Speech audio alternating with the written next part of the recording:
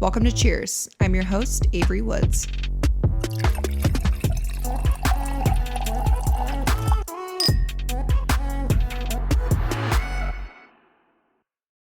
Hi, guys. Welcome back to the Cheers podcast. I am your host, Avery Woods. And if you're watching me and not just listening to me, I look like a bald, greasy rat tonight. But honestly, I don't even care. David is in Vegas for EDC. He does this trip every year with Jesse. And he's been gone 3 of 5 days. So I have 2 more days left of solo parenting. It's been a long day. I literally just put my kids down 5 minutes ago. And Scotty and I were like, we need to record a solo episode. So we decided to make it saucy. That way I can stay awake. So I have a little glass of Kimmy. I haven't had a little glass of wine while we record in a while. I feel like because wine does make me a little bit burpy. So if I start belching, that's why. I'm sorry. But you guys love these saucy episodes. And honestly, it makes me so happy because I feel like if I'm interviewing someone, then that's obviously what we're talking about. But when it's solo, I love doing these because if you're an OG Instagram follower, you know I used to do this every single week for years, and it brought me so much joy. But I feel like I did get a lot of backlash for it, or people still talk about certain things that I said in my honesty. But my podcast just feels more of a safe space because you guys want to be here and I'm so grateful, and I just feel like I'm just talking to all my best friends. So I'm going to go through some of these questions, and Scott was like, you need to do like a super saucy episode. And here's the thing. I'm like looking at these questions. There's a lot I want to answer that aren't crazy spicy, but I'm just here for a good time, not a long time. I don't know why that had to do with anything. Scott's dying. I don't know. I don't know why I said that. It sounded cooler in my head than when it came out. But anywho's this. Someone said coconut oil for lube. Listen, I tried that out of desperation once. Do you like that transition, Scott? Yeah. I've tried I tried it out of desperation, but I will say it's a little sticky and kind of not glidey, if that makes sense. I I'm a very sensitive girly, like anything on my skin, my lady bits, really anywhere on my body.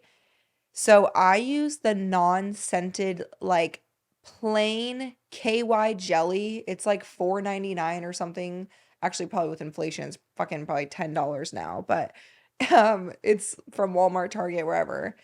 And we've literally been using that pretty much our whole relationship. But coconut oil just, I don't know, man. It just really didn't do anything for me. It gets all oily everywhere. It can stain. It's really just a big bitch. So, not a fan. How do you keep your sex life alive 10 years married? Listen, it does not come with the challenges. No, come without the challenges. Am I okay? I'm clearly very tired. It was a long day today. I will say it just takes work because it's so easy to become roommates and so used to each other and losing that spark. But you have to keep it alive by working on yourself as well as working on your relationship. And I know I've said this a zillion times, but you just have to put that effort in. Like you need to go on date nights or have in-home date nights or just make intimacy a priority. And even when you're exhausted and you don't want to do it, I guarantee you're not going to regret it when it's over. But I always think back to our roots and where we came from and remembering that we were in love before we had a family and kids and things that came, first, that we have to put first above our marriage, like any parent does. They put their kids first. But I always think about that, and I always think about how, he was my first love before my kids, and that means something and that's important. And I also think us being intimate and having a successful relationship after 10 years also makes us better parents. And I don't know if this person's a parent or not, but just the intimacy after a long time can dwindle, and I think that's a very normal thing that people need to hear. I feel like if they think that if you're not having sex like rabbits, then your relationship's failing, and that's not the case. I feel like everyone has different needs, but it is always important to prioritize your relationship and that part of a relationship because I do feel like intimacy leads to so many other things. I also think if you are having a hard time with your significant other, because not only physical intimacy will lack after time, but also just putting in small amount of efforts and being kind of like courted almost gets lost. Like, you're not really as flirty anymore, or maybe they're not bringing flowers anymore, and you don't feel as much love and affection. That affects intimacy in the bedroom, especially for women. Like, if I don't feel, people will call it like foreplay throughout the day, basically, right? Like, not physical foreplay, but how you're interacting and how you feel connected to your partner. If I don't feel connected to David, I'm not going to be having sex with him. Like, I'm not going to force that. And women can't do that. Men can, but women can't. So I also feel like everything needs to kind of line up to stay consistent, and you will always have ebbs and flows, and that's normal. But as long as you're having more positive than negative, that's what matters. All right, thoughts on car sex. So we've tried it and it never works because we are two very tall people. David's 6'5", so I just feel like it's so hard because, like, even when if he's sitting down in the back, like, oh, we haven't had car sex since I was in college. Like, it's been years and years and years. And I remember we were like, okay, you're so tall, so why don't you just try to sit down and I'll like sit on top of you. My neck is like all kinked, like my head's hitting the ceiling. It was not sexy in any way, shape, or form. So I feel like if you can do it, hot, kinky, spice it up, have fun. I personally cannot. Best bras for tiny girls. Okay, so I can't speak for tiny girls because I've had massive tits since elementary school, and that was not necessarily a good thing at one point. I hated them so bad because I was bullied horrendously. But when I got older, I was like, slit, I got big ass titties. I will say, I don't care what anyone says, Skims makes the best bras. And I think every line has a great bra in different aspects. Skims is the one that's most consistent. They have an incredible underwire bra, push-up bra, sports bra, fits everybody triangle bra. Those are all my favorites. Like, their fits everybody triangle bra and fits everybody t-shirt bra are my two favorites. I don't ever wear anything with underwire or push-up because I have a lift, so it doesn't matter anyways. So I like something that's soft, it's buttery, it's supportive, and I feel like whether you have big or small boobs, it's a great option. So Skims for the win. Kimmy, I love you. Come on my podcast, please. For the love of God, I'm begging you. She's like, and who the fuck are you? Sometimes I get questions like this, and I'm like, are you are you being nice or are you not being nice? I can't tell. How are you so comfy showing your body near naked online? Absolute genuine question. Well,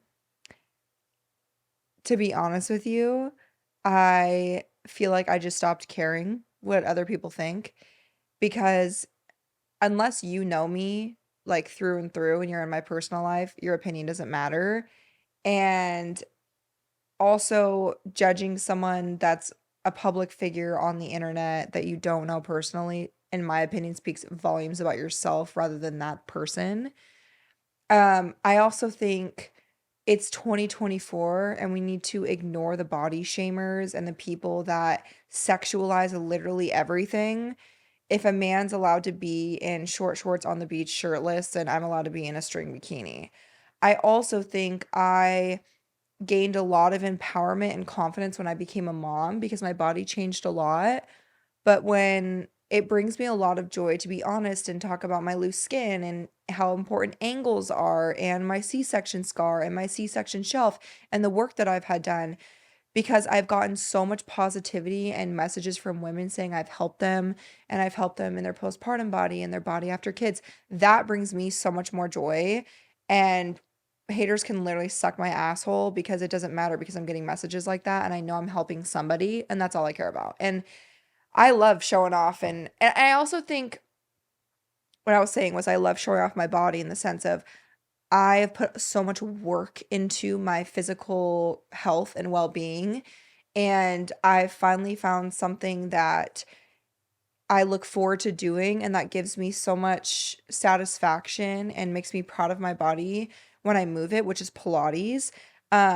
Which I could do literally a whole episode on Pilates, but my whole life I was always curvy and I struggled a lot with body image issues, and that's partly because of, you know, things that were said to me when I was growing up. And I also didn't look like the girls that I went to school with. Like, I remember my friends would be like size 25 jeans. I don't even remember ever being a size 25 jean. Like when I first started wearing jeans, it was always like 27, 28, 29, 30, all the way up to 32, 33 at some points when I'm postpartum. So no one really looked like me. And I I struggled so much because I loved volleyball and I played the majority of my life, and that was like my workout. But then as I got older and I was out of college and I needed to find a workout and then I had kids, I never found anything that I looked forward to. I tried so many different things, but I always dreaded doing them and I dreaded working out. Pilates was the one thing that I look forward to going every day. I feel like a whole new person when I leave. Like, it's a stress reliever. It makes me feel like I'm moving my body. I am moving my body.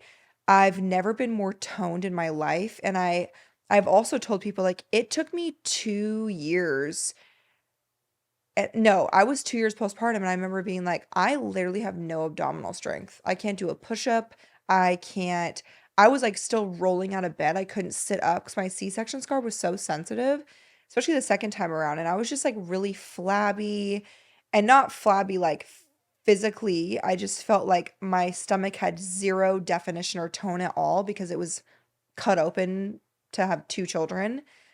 But Pilates finally gave me my abdominal strength back, which is a very systemic muscle because everything you do, you really need your abdominal muscles. So I've really put in the work to feel proud of my body and what it's accomplished. And I always make sure to, if you guys follow me on Instagram, you probably see, but I'll like post whatever, a thirst trap or my string bikini pictures. But then I always like to put on my story like certain angles and show my loose skin and things that are relatable because every angle, lighting, editing, like even because I don't have like Facetune or any of those, but I'll put like the cocoa filter from Tezza, which kind of darkens it a little bit. There are a lot of things that you can't see in those photos. So I'll put them on Instagram so that people know.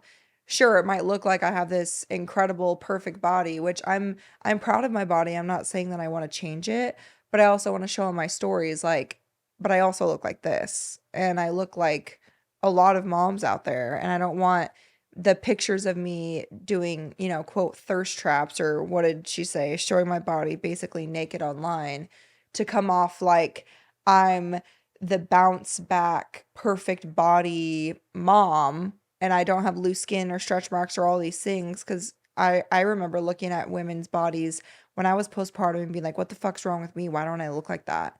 But that's not me, and I always want to be honest and open about that. But hey, when I'm 45 and I'm not posting pictures of myself in thong bikinis like in my 20s like I am now, I would regret it, right? YOLO, you only live once. Also, it's very important for me to talk about body positivity with my children. And I love that they see how comfortable I am and confident because I want that for them. I don't want them to feel insecure like I felt as a kid. So that's another thing that I think of. So, sorry, that was like a really long rant, but oh, how to break up with your boyfriend of 5 years for toxic patterns. Well, first of all, proud of you if you are taking that step and breaking up, because I know it's really, really difficult. But honestly, if you know it's toxic and like you said, it's patterns that he's not willing to break, especially if you've brought it up to him before, then that's a hard lesson he's going to have to learn. And also, you deserve better than that. You deserve more than that. And that's something that you have to remember. I, like I said, if you had talked to this person about things that they're doing that are not okay or they bother you and they continually do that, they are not putting you as their priority, and that's not okay. You deserve to be someone's number one priority. So I think keeping that in your head as you're talking to them, but also letting them know the things that they have done. So hopefully they can change for the future, whether that means you guys get back together or maybe they'll treat someone else how they should in the future. But you deserve the best from the start, and you have to remember that when you're ending a relationship, knowing that you deserve more. All right. Does your hubby get mad or feel weird when you play alone or with a toy? My ex hated it. Your ex is insecure. Your ex is insecure. Point blank, period.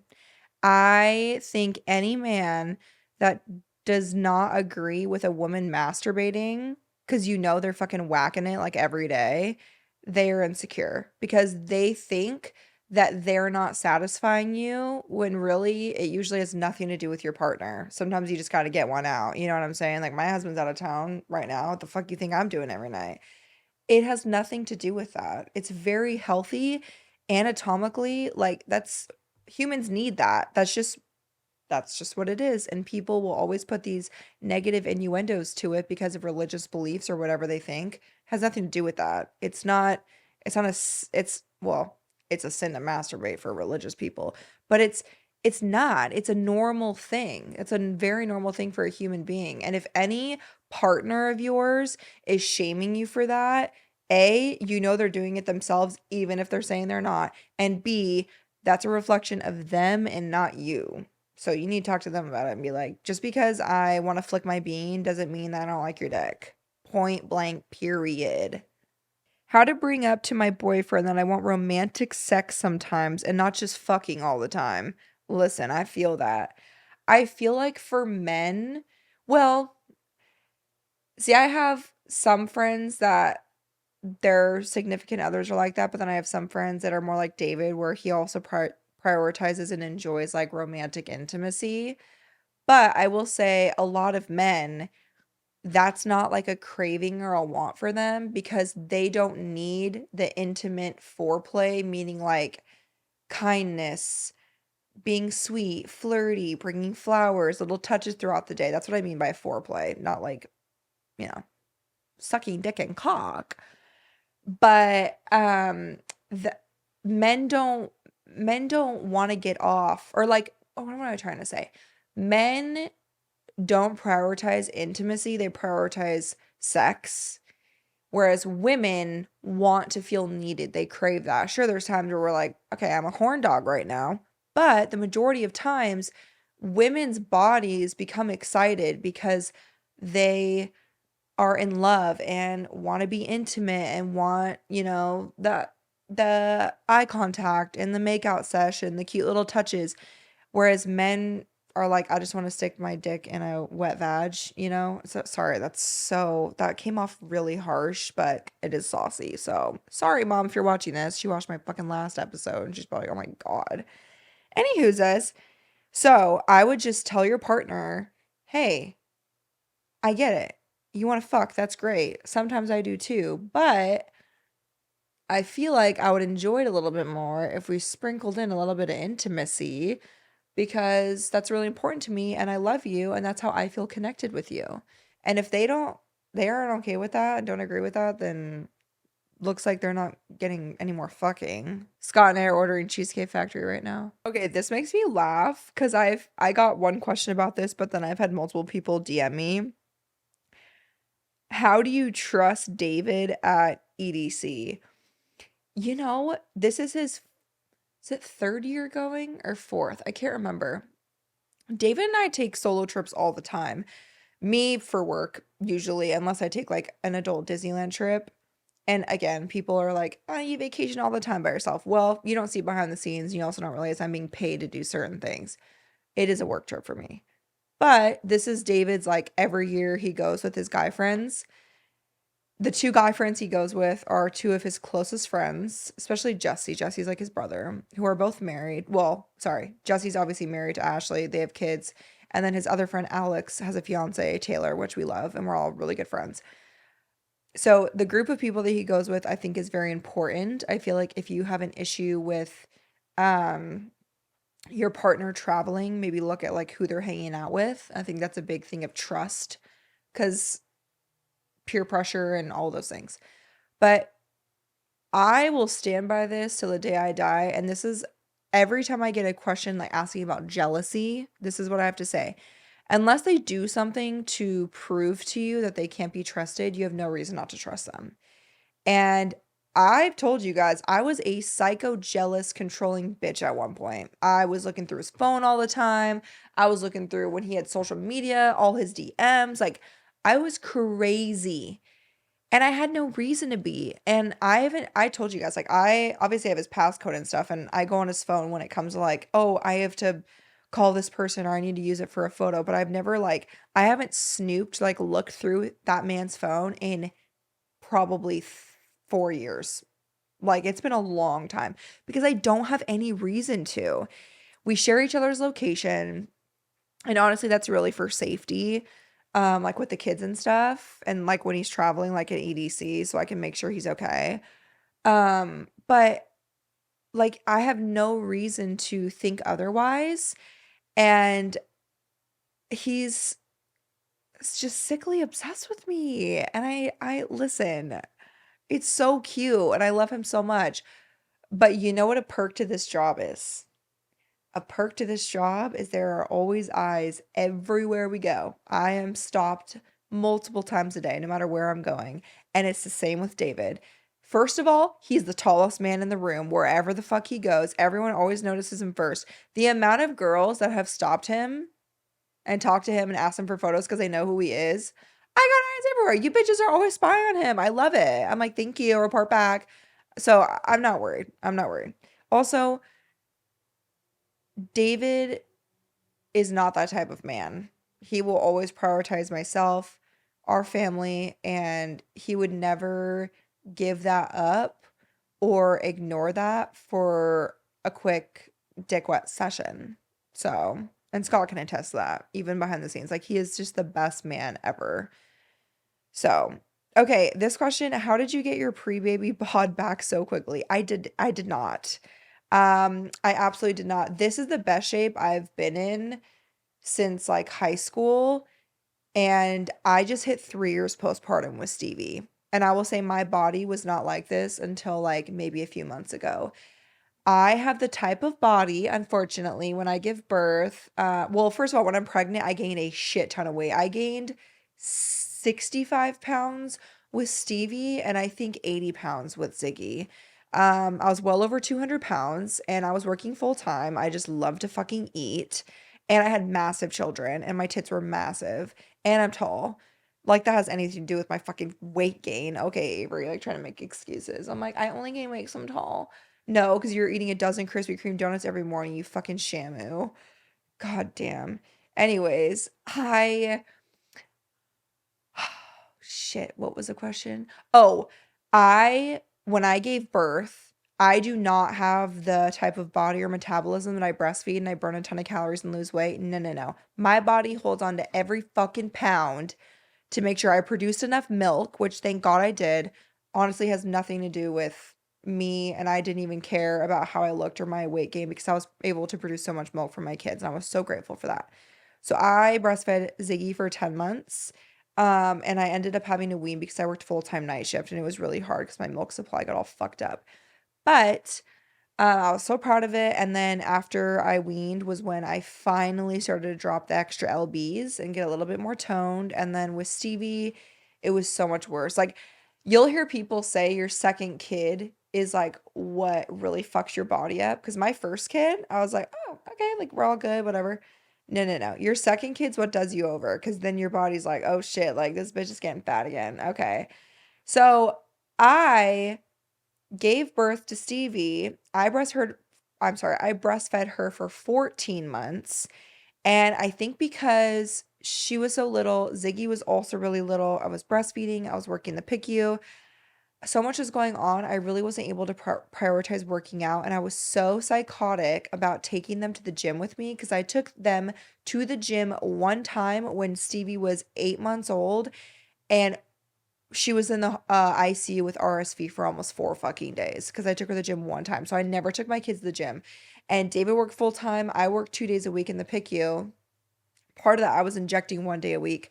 And the Dave was working 4 10s a week. So unless it was on our day off together, I would never work out. But I hardly ever wanted to leave the house because we were never together as a family because we were so busy working. So I really wasn't able to prioritize my fitness. And I don't have any regrets with that because I spent so much time with my kids.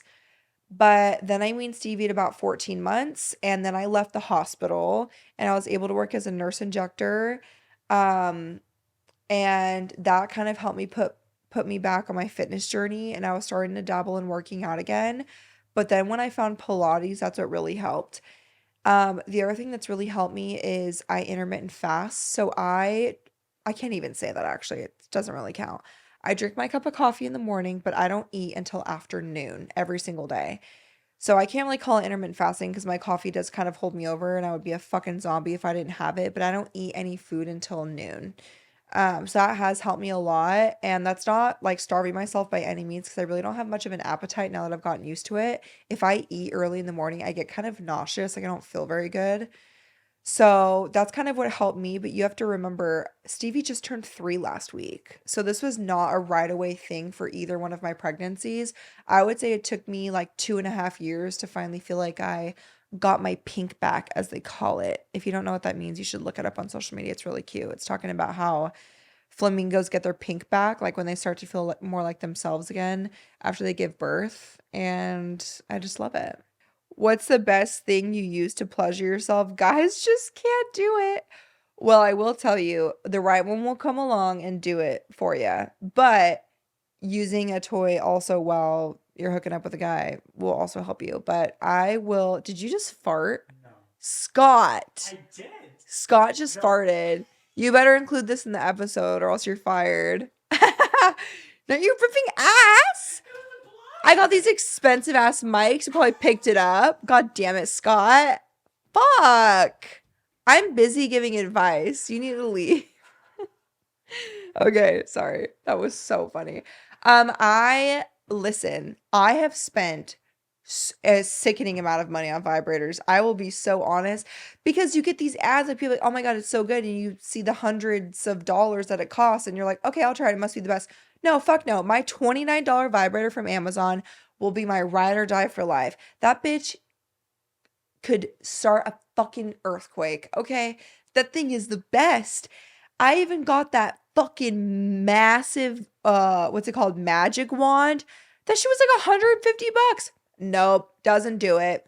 Also, why would I want to put something that big down there? It's so wild to me. Anyways, the Amazon vibrator is where it's at. I have sold thousands of those in my store for, I'm not even gonna lie to you. I think it's my number one top selling item is my vibrator, and I've never been more proud of anything in my life.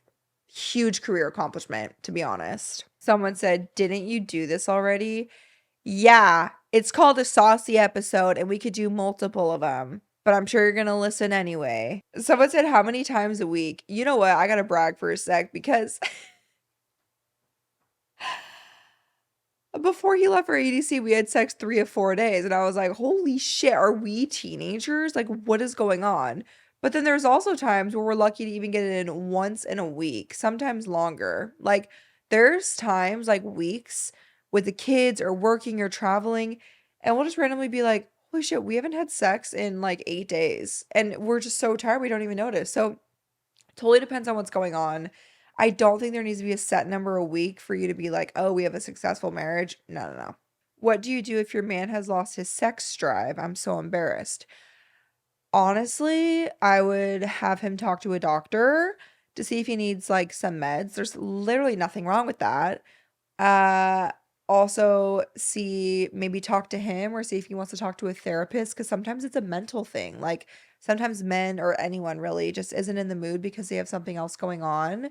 So I feel like just being open about it, letting him know that you're there for him to communicate whatever and you won't, take it to heart, and just seek out for help if you're able to, because I feel like there's a lot of people that struggle with that, and there's doctors that literally specialize in that and can help. All right, I'm going to finish off this episode with anal talk because that is the most asked question because I've talked about how I enjoy anal. Okay, sorry. God, if you're related to me in any way, shape, or form, please stop listening to this now.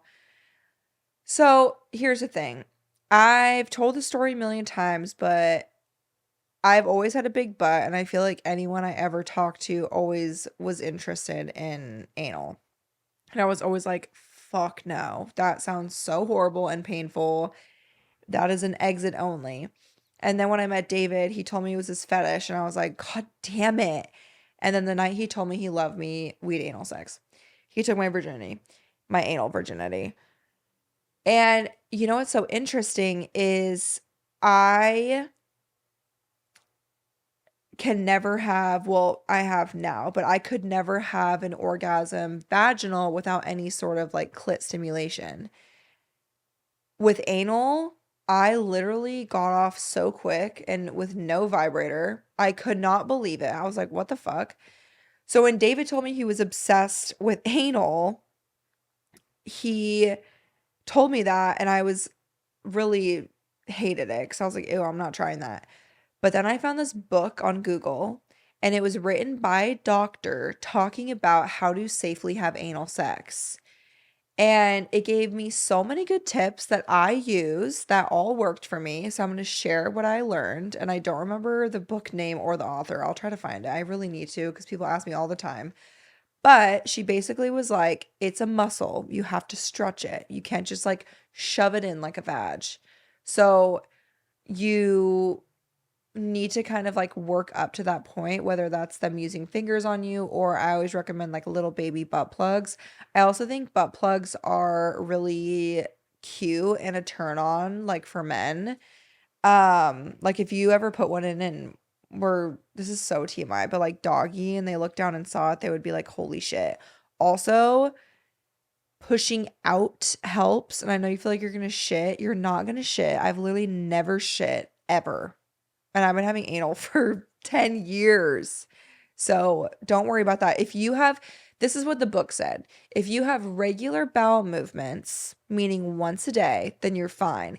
If you don't and you're constipated, then maybe douche, but also douching isn't the best for you. So pushing out helps a lot to like get something in. So try that with a like a teeny tiny butt plug. You just have to get it like past the thickest part, and then it gets really small and you'll be fine.